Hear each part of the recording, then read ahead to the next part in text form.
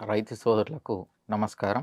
నా పేరు doctor why Pawan Kumar Reddy, శాస్త్రవేత్త, సేద్య విభాగం, వ్యవసాయ పరిశోధనా స్థానం, ఆచార్య ఎన్జీ రంగా వ్యవసాయ విశ్వవిద్యాలయం.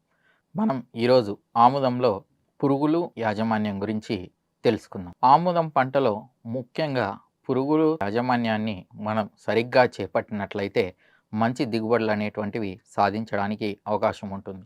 అంతేకాకుండా ఈ యొక్క ఆముదం పంట అనేది పురుగులను అలాగే తెగుళ్లను ఎక్కువగా ఆశించడానికి అవకాశం ఉన్నటువంటి పంట.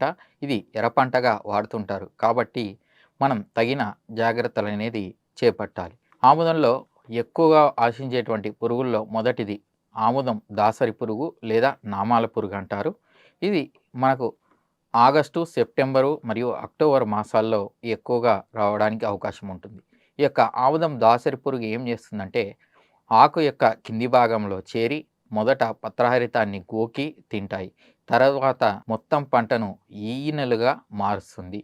ఈ ఈనెలుగా మార్చడం వల్ల మనకు పంట పొలాన్ని చూసినట్లయితే పంటంతా ఎండినట్లుగా కనిపిస్తుంది. ఇది 1-2 రోజుల్లోనే ఈ ఉధృతి బాగా పెరిగి పంటను ఎక్కువ నష్టం కలుగజేసేటువంటి అవకాశం ఉన్నటువంటి పంట. అయితే ఈ యొక్క నామాల పురుగు లేదా దాసరి పురుగును నివారించడానికి మనం అసిపేట్ అయితే 1.5 గ్రాము లేదా ప్రోఫినోఫాస్ అయితే 2 మిల్లీ లీటర్లు ఒక లీటికి, లేదా నవల్యూరాన్ 1 మిల్లీ లీటరు నీటిలో కలిపి పిచికారీ చేసినట్లయితే సమర్థవంతంగా నివారించుకోవచ్చు. ఇక రెండవది పొగాకు లద్దె పురుగు. ఇది ఏంటంటే తొలి దశల్లో గుంపులుగా ఆకుల క్రింది భాగంలో చేరి పత్రహరితాన్ని గోకి ఆకులను జల్లెడలాగా ఏర్పడతాయి.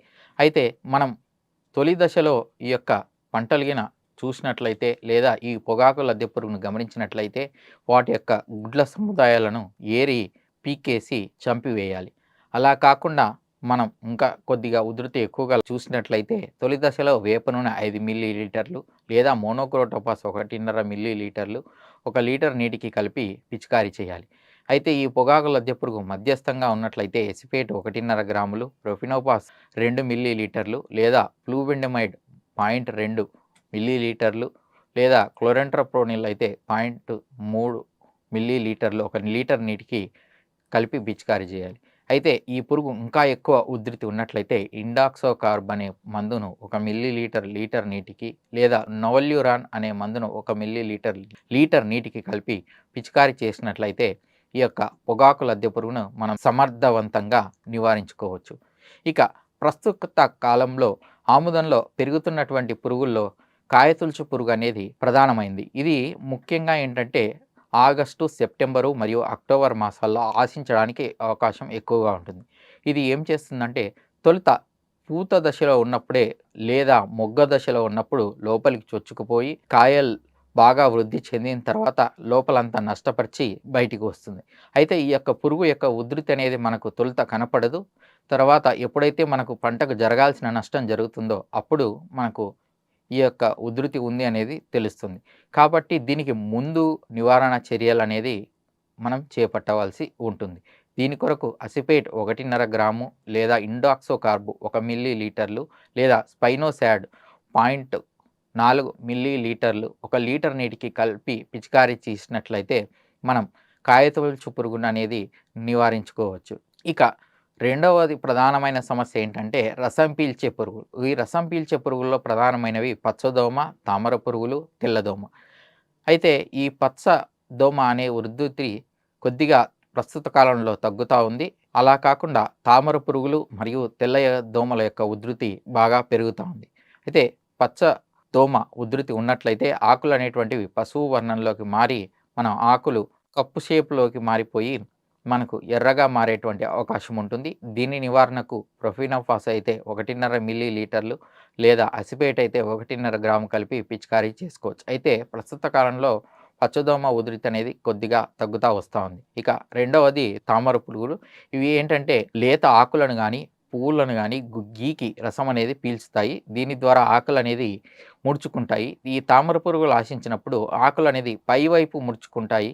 దీని ద్వారా మనకు గిన్నె ఆకారంలో ఆకులు అనేది జరుగుతూ ఉంటాయి. అయితే ఈ ఈ యొక్క తామర పురుగుల నివారణకి ప్రొఫినోపాస్ అయితే 1 మిల్లీ లీటరు లేదంటే అస్టాంబిప్రిడ్ 0.2 గ్రాములు, క్లోథయోనిడిన్ 0.1 గ్రాము ఒక లీటర్ నీటికి కలిపి పిచికారీ చేసుకోవాల్సినటువంటి అవకాశం ఉంటుంది. ఇక ప్రస్తుతం వచ్చేటువంటి రసం పీల్చే పురుగుల్లో తెల్లదోమ అనేది చాలా ప్రధానమైంది. మనకు అందుబాటులో ఉన్నటువంటి సంకర రకాలన్నీ కూడా ట్రిపుల్ బ్లూమ్ రకాలు. అంటే మైనపూత అనేది ఆకుల మీద, కాండం మీద, అలాగే మన యొక్క స్టెమ్ము అంటే మన యొక్క కాండం మీద కూడా ఉంటుంది. ఈ విధంగా ట్రిపుల్ బ్లూమ్ లేదా మైనపూత అన్ని చోట్ల ఉండేటువంటి మొక్కలలో తెల్లదోమ ఆశించడానికి చాలా అనుకూలమైనటువంటిది. ఈ తెల్లదోమ ఉధృతి మొక్కలపై ఉన్నప్పుడు మొదట అవి ఆకుల నుండి రసం పీల్చుతాయి. అది ఉధృతి బాగా ఎక్కువైనప్పుడు వాటి యొక్క వ్యర్థ పదార్థాల ద్వారా ఆకులపై బంక లాంటి పదార్థం ఏర్పడుతుంది. దీని ద్వారా ఆకులపైన నల్లగా మారడం అనేది మనం గమనించవచ్చు. అయితే ఈ యొక్క తెల్లదోమ ఉధృతి బాగా పెరుగుతుంది కాబట్టి దీని నివారణకు తగిన నివారణ చర్యలనేవి చేపట్టాలి. ఈ ఆముదంలో తెల్లదోమ నివారణకు మనకు పూత దశలో అయితే 20 రోజులప్పటి నుంచి కూడా మనం చర్యలనేవి చేపట్టాలి. దీనికోసం మోనోక్రోటోపాస్ 1.6 మిల్లీలీటర్లు లేదా డైఫెన్తురాన్ అనేది 1 గ్రాము లేదా ఫ్లోనికామైడ్ 0.2 గ్రాములు లేదా అసిపేట్ అయితే 1.5 గ్రాము, ఇండాక్సోకార్బ్ అయితే 1 మిల్లీలీటర్లు లేదా స్పైనోసాడ్ 0.4 మిల్లీలీటర్లు 1 లీటర్ నీటికి కలిపి పిచికారీ చేసినట్లయితే ఈ యొక్క తెల్లదోమను మనం సమర్థవంతంగా నివారించుకోవచ్చు. పురుగుల యాజమాన్యాలకు ఈ విధంగా చెప్పినటువంటి సూచనలు మీరు పాటించినట్లయితే మంచి దిగుబడులు సాధించడానికి అవకాశం ఉంటుంది. నాకు ఈ అవకాశం ఇచ్చినటువంటి ఛానల్ వారికి ప్రత్యేక ధన్యవాదాలు తెలుపుకుంటూ సెలవు తీసుకుంటున్నాను.